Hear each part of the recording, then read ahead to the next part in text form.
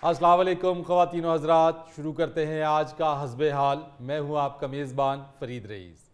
नाज़रीन, आज शो के आगाज़ में वीडियो लिंक पर हमारे साथ मौजूद हैं साबिक़ वज़ीर आज़म पाकिस्तान और मुस्लिम लीग नून के रहनुमा मियाँ मोहम्मद शहबाज शरीफ साहब। अस्सलाम वालेकुम सर। वालेकुम अस्सलाम फरीद साहब, बहुत शुक्रिया आपका। आपने अपने प्रोग्राम में, मेरे पसंदीदा प्रोग्राम में आपने मुझे दावत दी है।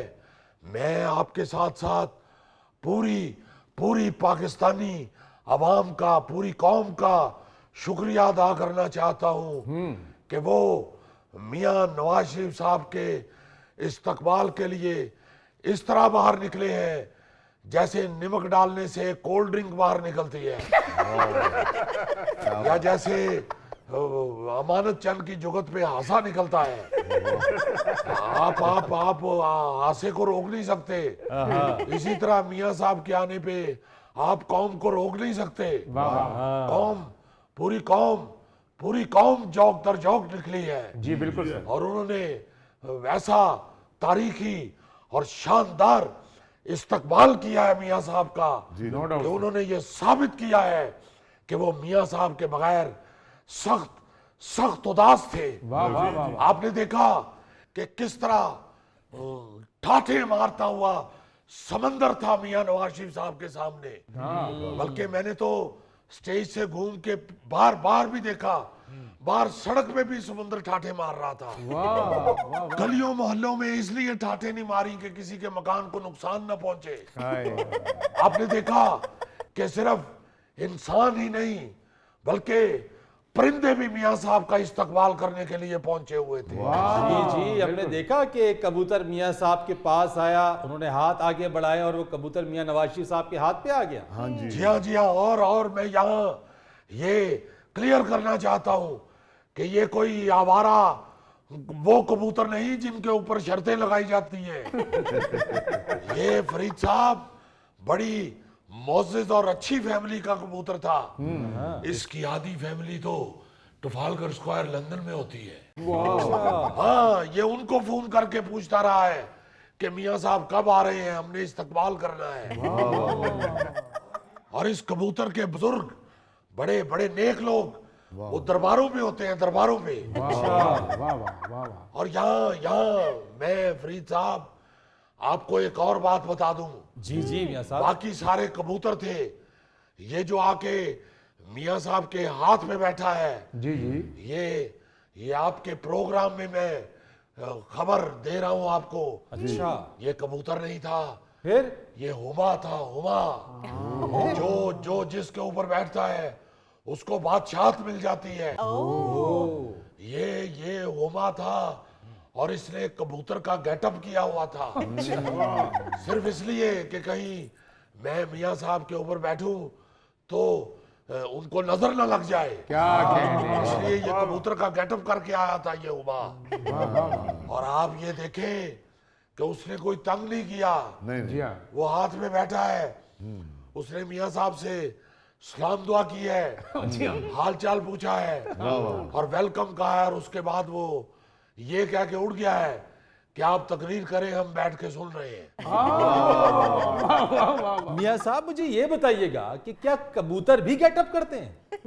क्यों नहीं, आपको तो ये नहीं पूछना चाहिए। आपने कई दफा जुल्फी को गेटअप करवाया है।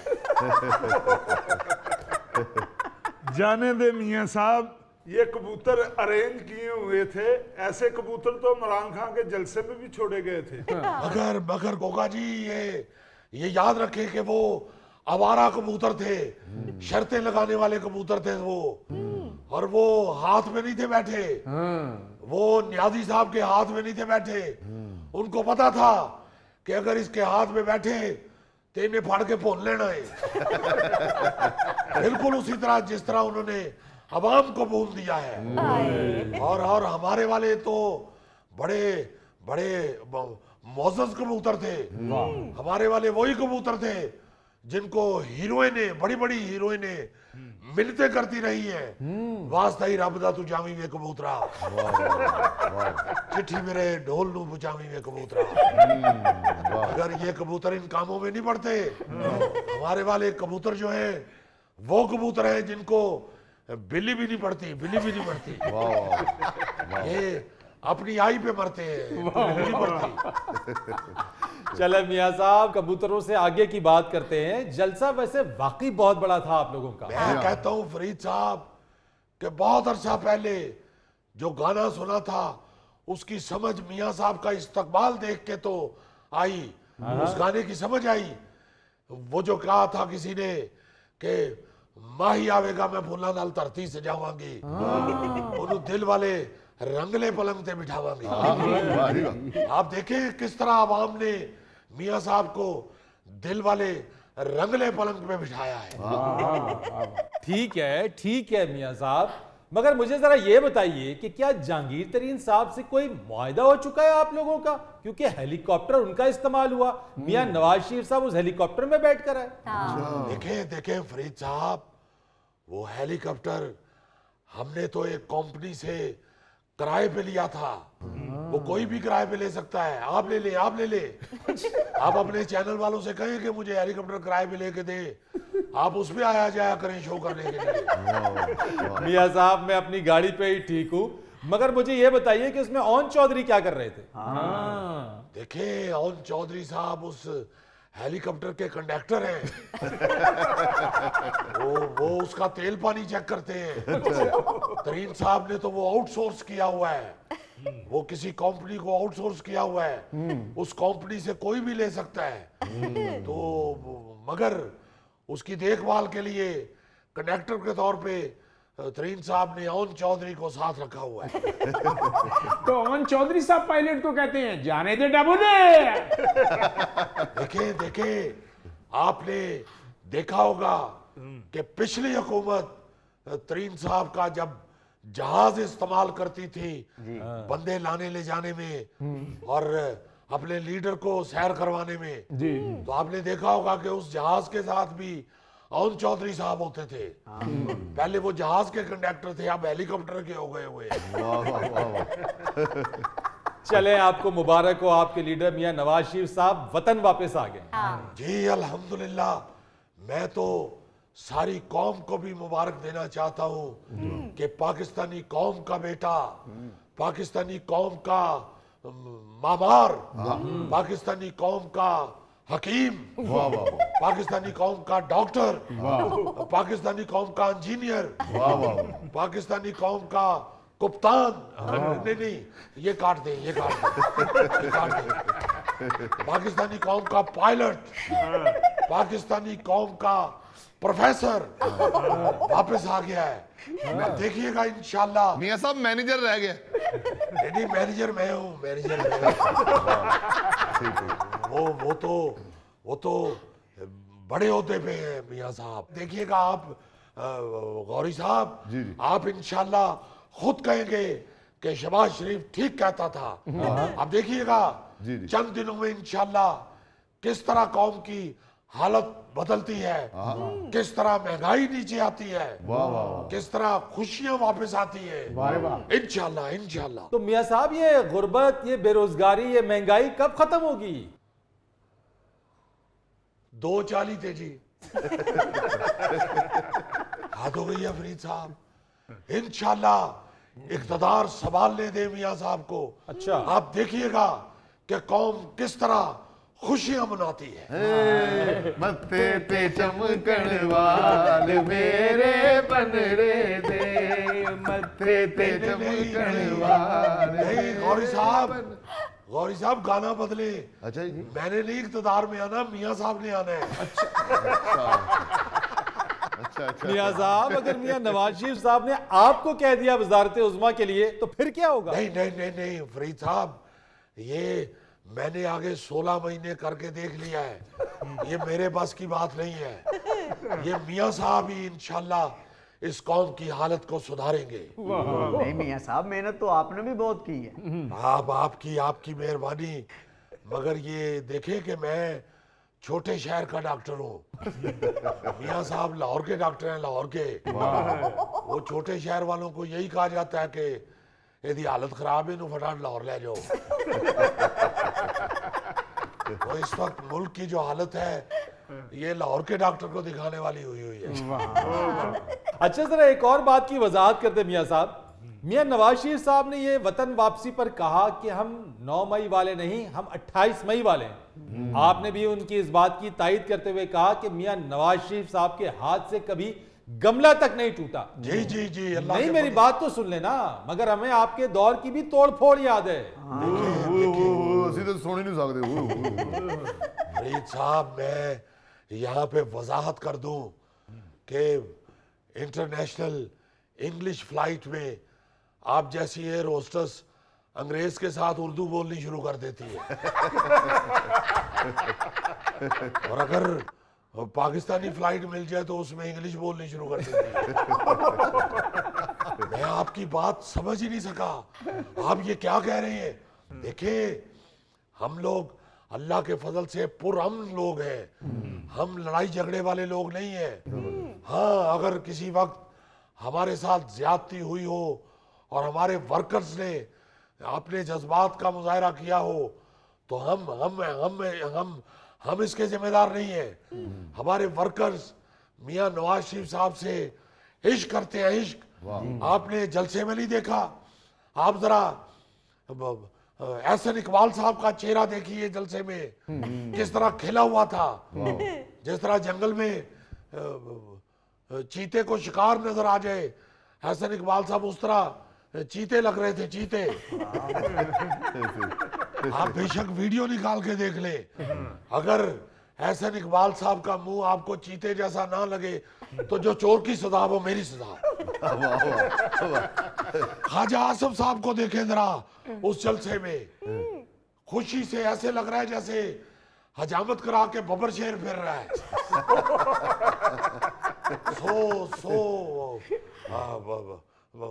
फरीद साहब, हमारे पार्टी के लीडरान और वर्कर्स इश्क करते हैं मियां नवाज शरीफ साहब से।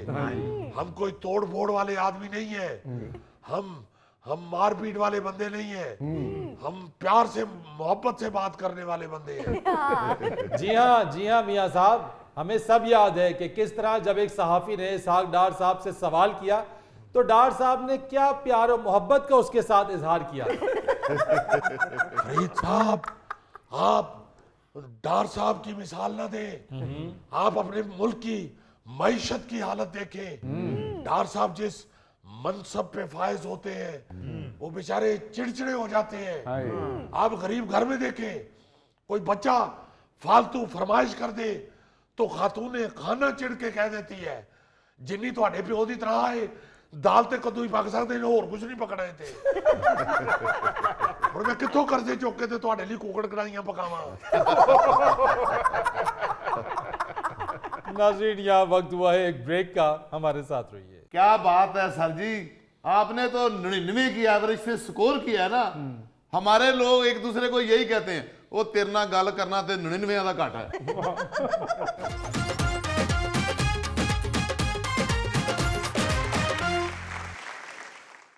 अच्छा जी, आजकल हमारे मुल्क में दो ही चीजों पर डिस्कस हो रहा है। वो कौन कौन से जी?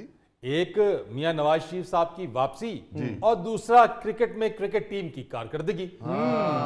और क्रिकेट टीम की हवाले से जो कारकर्दगी है उसके ऊपर हर शख्स अपना ओपिनियन तो दे रहा है, उस पर तज्जिया तो कर रहा है, लेकिन किसी एक नुक्ते पर यह नहीं हम पहुंच पा रहे हैं कि क्रिकेट टीम में किस चीज की कमी है कि जो उनकी इस तरह की कारकर्दगी सामने आ रही है। मेरा ख्याल कैल्शियम की कमी है।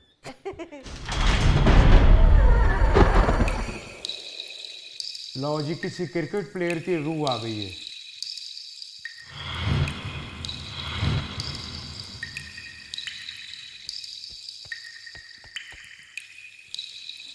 कौन साहब हैं जी आप? Don Bradman. ओ sir Don Bradman, welcome sir, welcome. Welcome to our programme sir. मैं क्रिकेट का डॉन हूं, मेरे पीछे किसी मुल्क की पुलिस नहीं है, मगर मेरे पीछे क्रिकेट से लव करने वाले लोग हैं। बिल्कुल ठीक कहा सर आपने। और आपसे लोग उसी वक्त लव करते हैं जब आप अपने प्रोफेशन से लव करें। ये हमारे दौर में नहीं था तुम जीतो या हारो, हमें तुमसे प्यार है। हम ये सोचते थे कि हमने अपने काम से प्यार करना है, फिर जाके लोग हमसे प्यार करेंगे। वेरी नाइस, बहुत अच्छा। वाह क्या बात है जी, आपने वाकई अपने प्रोफेशन से प्यार किया। और आपको मालूम है कि सर डॉन ब्रैडमैन ने 99.94 की औसत से स्कोर किया। ये रिकॉर्ड आज तक कोई भी नहीं तोड़ सका। Very nice. 1928 से 1948 तक इन्होंने खेला। इन्होंने 52 मैचेस खेले, इन्होंने 80 इनिंग्स खेली और इसमें इनका हाईएस्ट स्कोर 334 रहा। क्या कहने। और आपको ये बात मालूम है कि जो इनका अलविदाई मैच था 1948 में, उसमें ये 0 पर आउट हुए। और उसी 0 पर आउट होने की वजह से इनका औसत स्कोर 99.94 रहा। अगर उसमें 4 रन भी स्कोर कर लेते तो इनका औसत स्कोर 100% होता। Oh my God. यानी 99 नहीं रहा।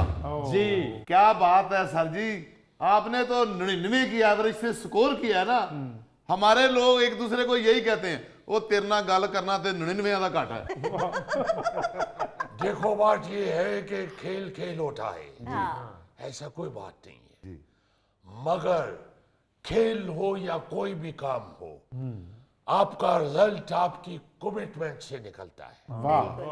अगर आप कमिटमेंट अच्छी करते हैं अपने वर्क के साथ, तो आपका रिजल्ट जो है वो 99 क्या 100% निकल सकता है। Very nice. ये जो अभी इन्होंने आपको बताया कि अगर मैं 4 स्कोर भी और कर लेता जी तो मैं 100% हो जाता। जी। तो वो कहीं ना कहीं कमिटमेंट में कमी रह गई होगी, इसलिए मुझसे 4 स्कोर नहीं बना। अब बात ये है कि मैं कमिटमेंट कर बैठा था कि मेरा ये आखिरी मैच है। मुझसे 100% एवरेज मिस हो गई। मैं अपना रिटायरमेंट का ऐलान वापस ले सकता था, मगर नहीं, मैं कमिटमेंट के साथ खड़ा रहा। वाह। क्या कहने। क्योंकि सारी जिंदगी अपना पूरा लाइफ में मैंने अपनी कमिटमेंट को ऑनर दिया, बहुत। इसलिए मैं रिटायर हो गया। No problem.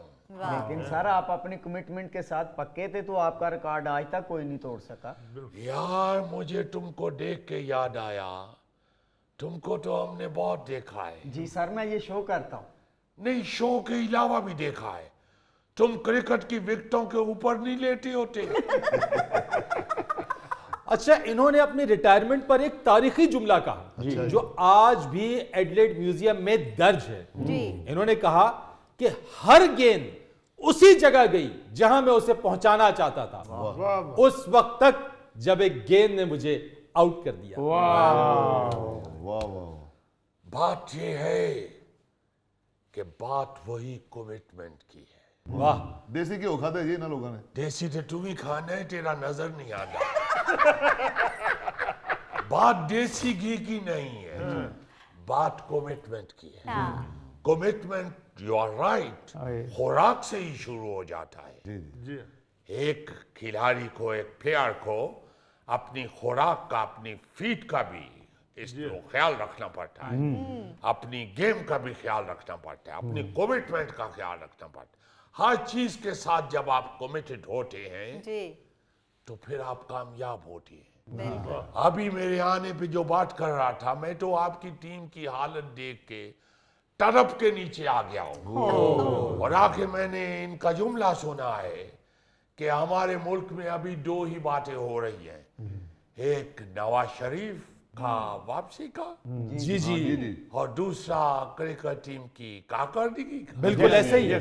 अब आप देखो, बात यह है कि जो चीज जहां होनी चाहिए वहीं होनी चाहिए। अब सियासत में आपके चल रहा है यारी दोस्ती,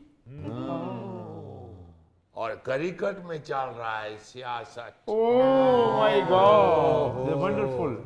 वाह वाह। जबकि सियासत इधर होनी चाहिए, यारी दोस्ती ऐसे होनी चाहिए। क्या कहने। यारी दोस्ती गेम खेलते हुए, वाह।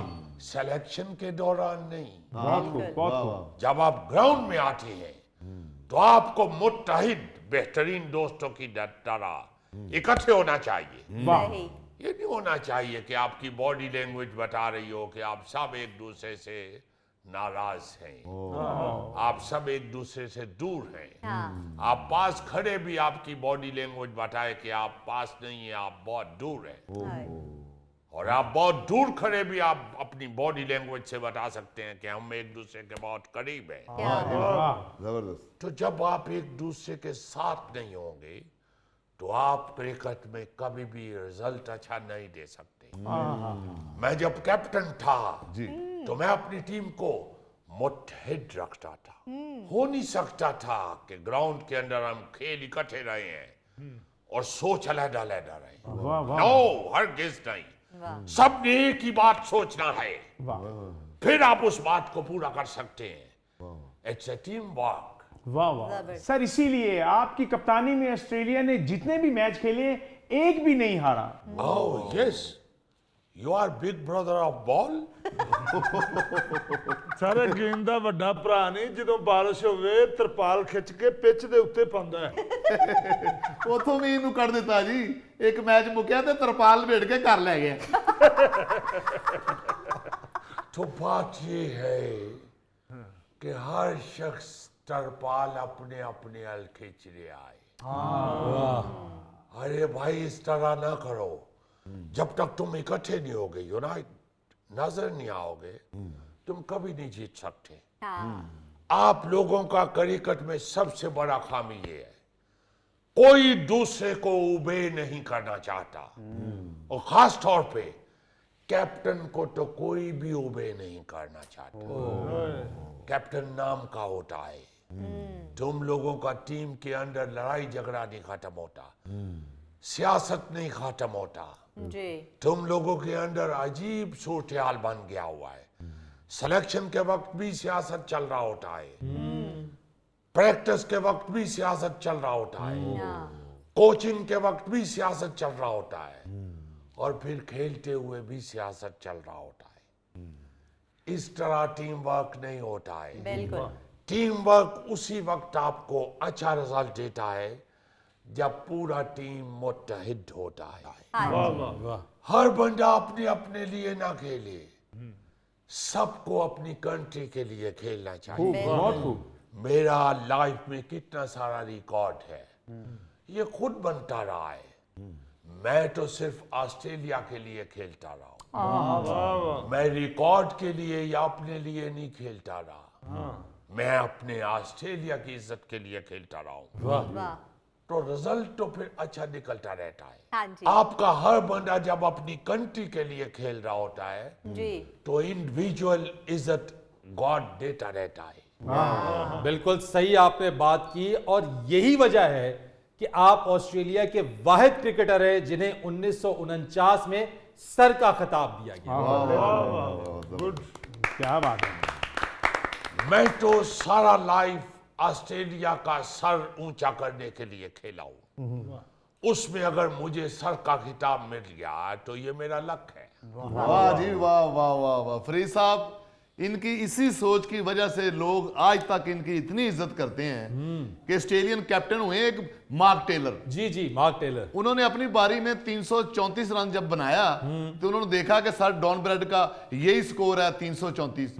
वो अपनी बारी छोड़कर डिक्लेयर होकर बाहर चले गए। उन्होंने कहा मैं अपने सर का रिकॉर्ड नहीं तोड़ सकता।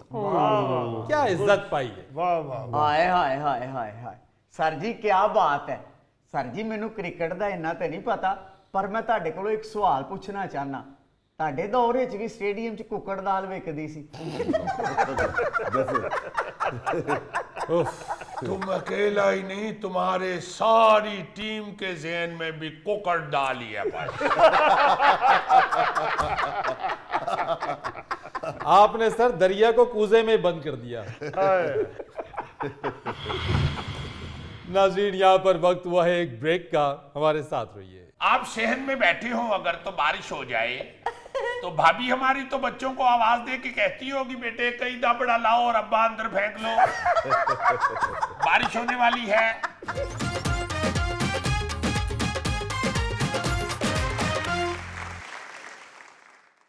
वेलकम बैक ख़वातीन व हज़रात। नाज़रीन, साइंस की दुनिया में रोज़ाना कोई ना कोई तहकीक हो रही होती है। आज आपकी मुलाकात करा रहे हैं अपने हस्बे हाल के साइंटिस्ट से और जानने की कोशिश करते हैं कि उन्होंने कौन सी नई तहकीक की है। जी अस्सलाम वालेकुम। वालेकुम सलाम जी। नई तहकीक जो है वो तो आवाम के लिए बड़ी दिलचस्पी का बायस होगी। अच्छा, चूंकि हैरान कुन मेरे जो साइंटिस्ट दोस्त हैं वो भी हक्का बक्का रह गए कि यार ये तुमने क्या तहकीक कर ली। सर हमसे आप इतनी दूर बैठ जाते हैं, हम भी आपके दोस्त हैं, साइंसदान ना सही लेकिन दोस्त तो है ना। नहीं बेटे, मैं तो खुद आपको अपना दोस्त समझता हूँ, बल्कि मैं तो मिलने के लिए भी बढ़ने लगा था पहले ही। फिर मैंने सोचा कि आप लोग कहीं ये ना माइंड कर जाएं कि यार हमारा शो चल रहा है। क्या है बेटी, ठीक हो? सैफदार साहब, ये आपने गुलेल से मुतासर होकर लाते बनवाई? क्या हाल है आपका? जी, एकदम खैरियत फाइन। से? आप सुना भाई? अंकल बारिश में तो नहीं बाहर निकलते आप? नहीं जी, निकल जाना जनाब जी, तुसी निकल जाते हो तो मैनू की तकलीफ है। बल्कि मेरे जहन में एक सवाल आता है इस बच्चे के मुतालिक। आप शहर में बैठे हो अगर, तो बारिश हो जाए तो भाभी हमारी तो बच्चों को आवाज दे के कहती होगी बेटे कई दाबड़ा लाओ और अब्बा अंदर फेंक लो, बारिश होने वाली है। और क्या हाल है बेटे? अस्सलाम वालेकुम। देखो सर जी मोटरसाइकिल पे जाते हैं गोडे ਦੇ ਲੋਕਾਂ ਨੂੰ ਵਾਜਦੇ ਹੋਣੇ ਤੁਹਾਡੇ। नहीं बेटे, मोटरसाइकिल पे तो बड़ा अच्छा। आप खैरियत से हैं? मैं बिल्कुल ठीक हूँ। आप दुनिया भर की चीजों पे तहकीक कर रहे हैं और हमारे दानिश्वर आपकी सिर्फ इन टांगों पर तहकीक में लगे हुए। दिख नहीं, ये बच्चे जरा हैं शरारती, मैं समझता हूँ। ਬੜੇ ਸ਼ਰਾਰਤੀ ਨੇ। ਗੋਗਾ ਕਹਿੰਦਾ ਜੀ ਸਮੁੰਦਰ ਦਾ ਪਾਣੀ ਲੱਥੇ ਤੇ ਇੰਜ ਦੇ ਕੇਕੜੇ ਪਾਣੀ ਵੱਲ ਦੌੜਦੇ ਨੇ। देखो ਲਓ ਜੀ ਸਾਇੰਸਦਾਨ ਤੇ ਬੜੇ ਵੱਡੇ ਨੇ, ਘੋੜੇ ਤੇ ਛਾਲ ਮਾਰ ਕੇ ਨਹੀਂ ਬਹਿ ਸਕਦੇ। देखिए क्या बात उनकी साइंसी तहकीक पर बात करो, क्या तुम लोग उनकी टांगों पर बात करना शुरू कर देते हो? मैं बेटे इसीलिए आपसे ज्यादा दोस्ती नहीं बनानी चाहता, आप फिर मुझे मखौल करना शुरू हो जाए। नहीं जी नहीं करते नहीं करते। नहीं, आपकी आनियाँ इतनी प्यारी है, जब आप आते हैं ना, देखिए बहुत इतना अच्छा लगता है ना सर। बहुत शुक्रिया, तशरीफ रखिए। माशाल्लाह उठे बैठे तुसी इको जिन्ने ही हो। अच्छा, बात मैं ये कहनी चाह रहा हूँ जो तहकीक की है ना बेटे, क्या है क्या? आप सुनेंगे तो बड़ा मजा लेंगे कि यार ये क्या तहकीक है। वाह जी वाह। हुआ कुछ यूं कि एक दिन मैं अपने टीवी लॉन्च में बैठा अपनी ही किताब पढ़ रहा था, अच्छा, तो मुर्गियां सहन में फिर रही थी।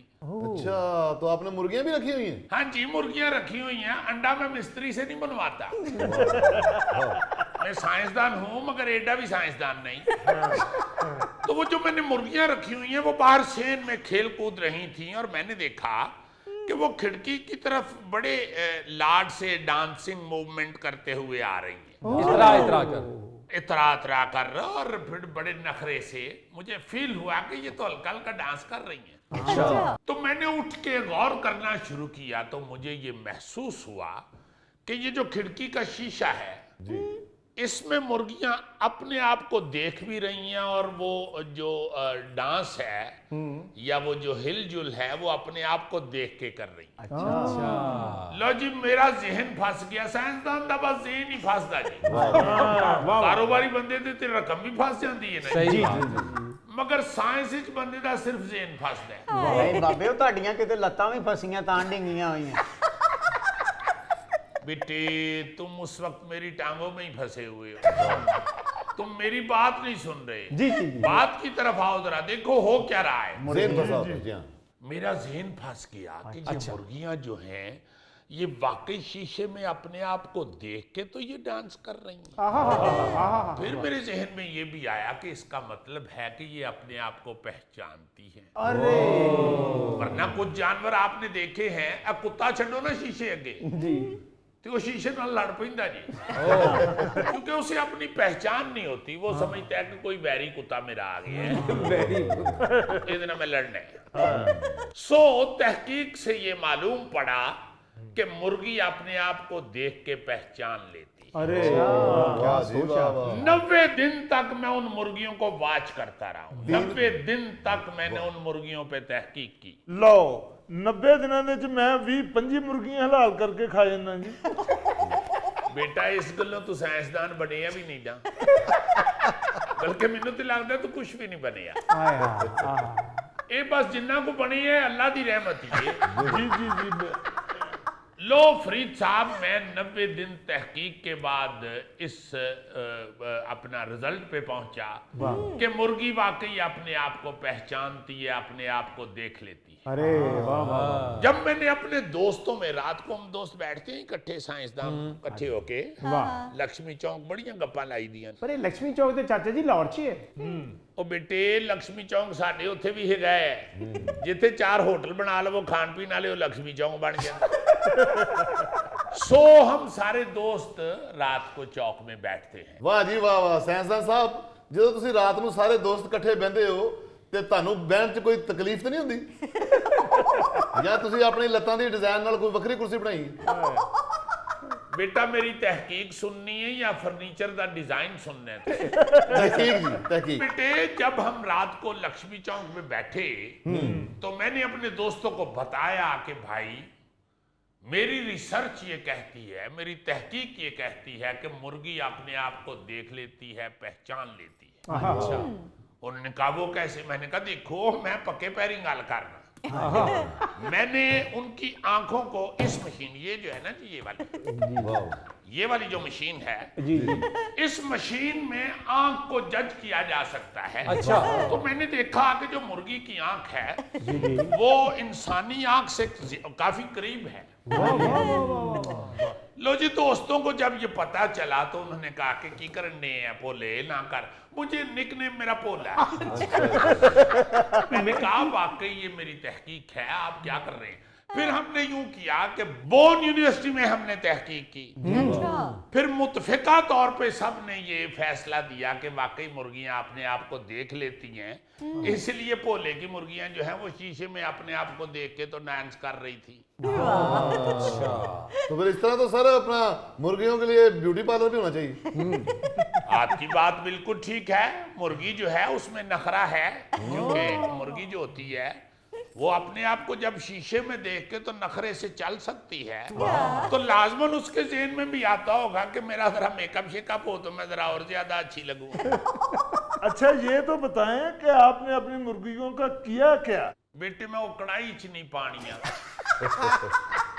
तुम जितना मर्जी तरसो, मैंने कढ़ाई में नहीं डाला।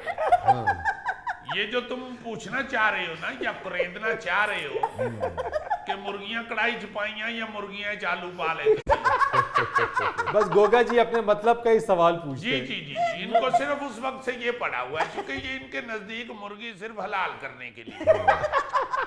और बेटा रिसर्च ये कहती है कि जो मुर्गी है, इस तरह और भी कुछ जानवर ऐसे होते हैं जो अपने आप को देख के पहचान लेते हैं। बड़ी बात है सर, बड़ी उनमें तहकीक। हाथी है, अच्छा।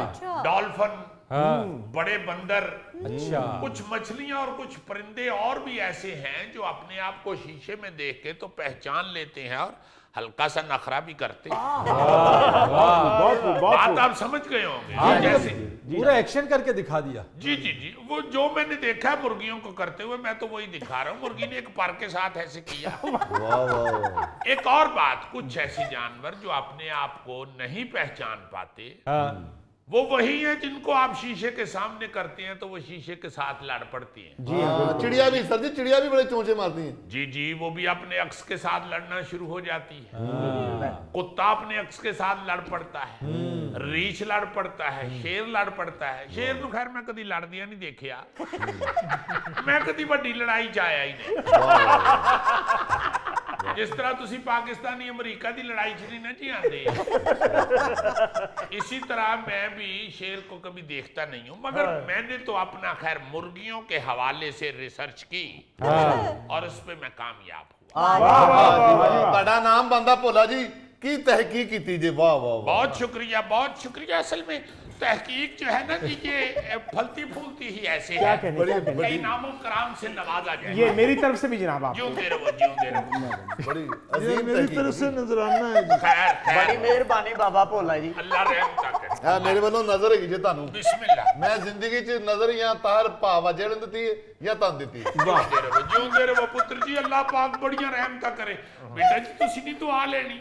नहीं जी, मैंने ब्रेक लेनी है। नाज़रीन, यहाँ पर वक्त हुआ एक ब्रेक का, हमारे साथ रहिए। ये किस दानश्वर की बात कर रहे हैं आप? ए ताडे सामने बांदर सौरे जा रहे हैं, ये दानिशवर ही बैठा हुआ है। हाँ हाँ आप भी दानश्वरी हैं।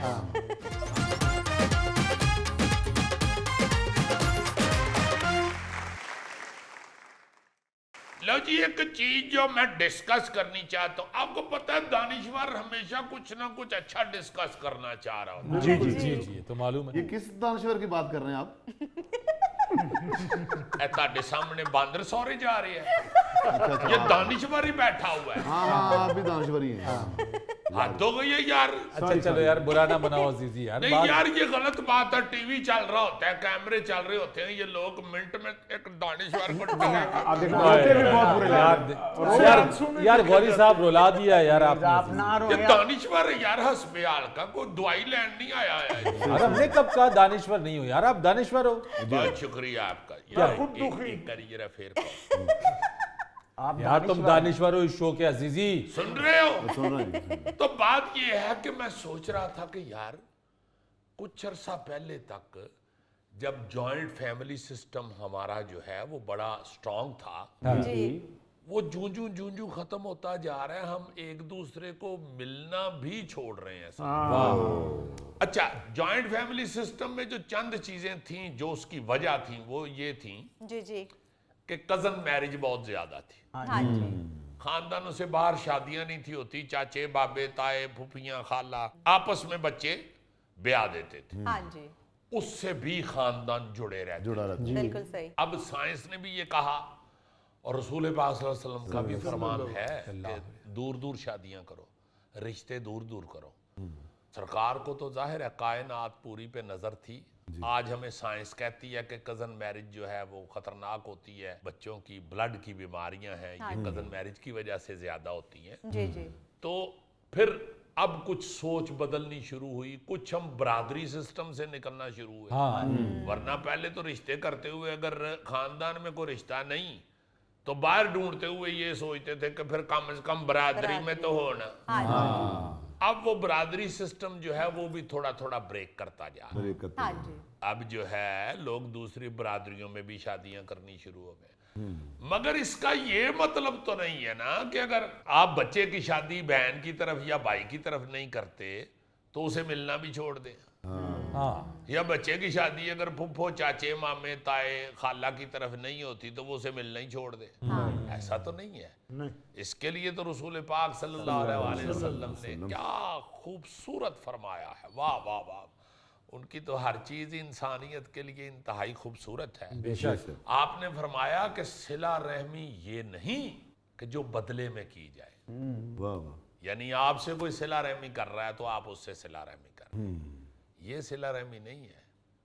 सिला रहमी असल में ये है कि आपके साथ कोई कता रहमी कर रहा है, आप फिर उससे सिला रहमी कर। वाह जी वाह। मतलब सिला रहमी का मतलब यह है कि आपसे कोई रिश्ता जोड़ रहा है या मोहब्बत कर रहा है या आपसे मिलना चाह रहा है तो इसलिए आप भी उसे मिलना चाह रहे हैं, आप भी सिला रहमी चाह रहे हैं। नहीं नहीं नहीं नहीं, कता रहमी कोई चाह रहा है, आपसे नहीं मिलना चाह रहा, आपको बुरा समझ रहा है, आपसे दूर हो रहा है, यार रिश्ता नाता ही तोड़ दिया किसी ने। हाँ उससे मिलो जाके, ये है सिला रहमी। वाह वाह। देखे ना, ये हम लोग जो है ना जी, हम लोग हमें फिर जब कोई साइंस या आजकल की जदीद या डॉक्टर इन्नी फीस लैके कोई गल दसदा ना हम उस पर यकीन करते हैं। हम अपने मजहब को गौर ही नहीं कर रहे। हम समझते हैं मजहब इतना ही है, कलमा पढ़ लिया, रोजे रख लिए, नमाज पढ़ ली, दैट्स इट। पैसे आ गए तो हज कर लिया, बहुते आ गए तो कनेडे कर ले ताकि अलहाज को आ सकी। हाँ जी हम तो इधर है ना। जबकि हर तरफ आपके इंसान के जिंदगी के हर मामले की तरफ इस्लाम ने नजर दी हुई है आपको। इस्लाम ने आपको कवानीन बताए हैं। इतनी खूबसूरत मुझे बात ये लगी यार कि ये देखो ये क्या फरमा गए हुए हैं। हम सिर्फ उसी वजह से दूर होते जा रहे हैं कि हम सरकार के नौजुबिल्ला फरमान पे ही अमल नहीं कर रहे। दुरुस्त कह रहे हैं। हम लोग जो हैं वो दूर होते जा रहे हैं। आप देखो कि मैं आज के दौर में मैं ईमान से इन लोगों को ये अपना थैला, ये अपना गौरी, ये गोगा जी भी इत्तफाकन हमारे पास चारों ही वो दोस्त बैठे हुए हैं जो वाकई हमेशा ही सिला रहमी चाह रहे होते हैं। ये थैले को भी मैंने देखा है, ये अपने बहन भाइयों के लिए बड़ा वरीड होता है। बिल्कुल। वो जो बहन एक इसकी दुबई में होती हैं, अबू धाबी में, ये उनके लिए भी हर वक्त बातें करने का मतलब ये होता है कि ये इन्वॉल्व है। इन्वॉल्व। ये गौरी भी अपने भाइयों के साथ, आगे भतीजे, पोतरे, दोतरे, सब बहनें, हमारी जो बहनें हैं वो शादीशुदा हैं, जी मगर उनके मुतालिक भी ये बड़े प्यार से इस तरह की गुफ्तगू इससे सुनने को मिलती है कि भाई ये बड़ा जुड़ा हुआ है अपने खास। जी हाँ।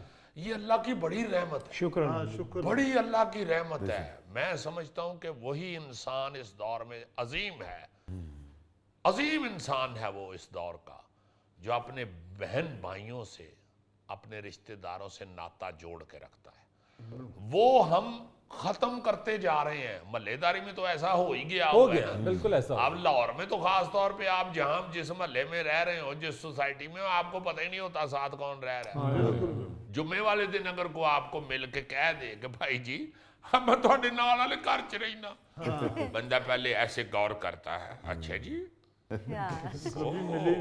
साथ वाले, हाँ जी हाँ जी हाँ जी, हो बड़ी खुशी हुई आपसे मिल के, लाओ तो रह रहे हो कई साल तो नाल, और आज तक यही नहीं पता कि पड़ोस में रह कौन रहा है। हाँ, ईमान से कई महल्लेदार ऐसे मिलते हैं तो इतनी शर्मिंदगी होती है कि यार ये महल्ले में ही रहता है, ये चलो 5-6 घर दूर या साथ वाली गली में है, तो हमें तो पूरे सैटेलाइट टाउन का पता होता था गुजरांवाला। हाँ। तो इधर लाहौर में हमें ये 2 गलियां नहीं अपनी पूरी याद हुई अभी तक, ये कौन रह रहे हैं, चूंकि मिलते ही नहीं है। मिलते नहीं। ईद वाले दिन कोशिश करता हूँ मैं, तो आप लोग भी जाहिर है करते होंगे, लाजमन जाके महल्लेदारों से मिला जाए। हाँ। वो मुझे भी, हमारे बिल्कुल सामने रहते हैं एक रफीक अवान साहब, बड़े प्यारे हमारे भाई, उन्होंने, वो बड़े बब्बर शेर आदमी है, उन्होंने ना जी, जब मैं कुछ साल पहले नया उस महल्ले में गया तो बाहर निकल के वो ईद वाले दिन दरवाजा उन्होंने नॉक किया, जनाब ईद ते मिलो, जी साहब मैं क्या सलाम अलैकुम जी, मिले मुले ईद शीद ये वो। फिर उन्होंने कहा कि आओ जरा नाल दिन भी मिलिए।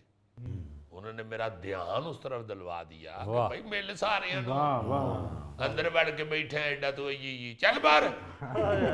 मेरा मतलब है कि ये इंतहाई खूबसूरत अमल है, आपकी जिंदगी को ये मजेदार बना देता है। हाँ जी। इस हवाले से भी हमारे महबूब पैगंबर रसूल पाक सल्लल्लाहु अलैहि वसल्लम का क्या फरमान है। उन्होंने कहा कि जो शख्स ये चाहता है कि उसके रिज्क में और उसकी उम्र में बरकत हो, तो वो सिला रहमी करे, क्या बात। वो लोगों के साथ मिले गिले, लोगों के साथ मोहब्बत करे, लोगों के साथ जाके जुड़े। वाह जी। हाय हाय हाय, हमारे लिए तो ये आखिरी बात है ना। रसूल पाक सल्लल्लाहु अलैहि वसल्लम ने जो फरमा दिया, हमारा तो ये ईमान है कि वो अल्लाह के फजल से कायनात की सबसे बेहतरीन बात है, जी जी। बेहतरीन नसीहत है, बेहतरीन कानून है। बेशक। आप दूसरे मज़ाहब में भी देखें ना जी, अगर पढ़े कहीं दूसरे लोगों को भी, जी, तो आपको लगेगा कि यार ये बड़ी अपना बात डिस्कस होती है दूसरे मज़ाहब में भी, कि एक दूसरे से मिलो, मोहब्बत करो, प्यार करो। इस हवाले से मुझे बाबा जी गुरु नानक का एक शेर याद आ रहा है, नानक ऐसी प्रीत कर जैसी जुलाहे की रीत, आहा। उस तोड़न नाल विहार नहीं, उस गंढन नाल प्रीत। वाह। जुलाहा जो है, जो धागे जोड़ता है, बुनता है। कपड़ा बनाता है, कपड़ा बुनता है, उसे सिर्फ जोड़ने से प्यार है, क्या बात। तोड़ने से नहीं। उसकी रीत अपनाओ, वाह। जुलाहे की रीत अपनाओ, एक दूसरे को जोड़ो, एक दूसरे से जुड़ो, ना तोड़ो ना टूटो किसी से। क्या बात। नाज़रीन, ये था आज का हस्बे हाल। जाने से पहले एक खूबसूरत बात, हिकमत एक ऐसा दरख्त है जो दिल से उगता है और जुबान से फैलता है। अपने मेजबान फरीद रईस को इजाजत दीजिए, कल आपसे फिर मुलाकात करेंगे इंशाअल्लाह। तब तक के लिए अल्लाह हाफिज।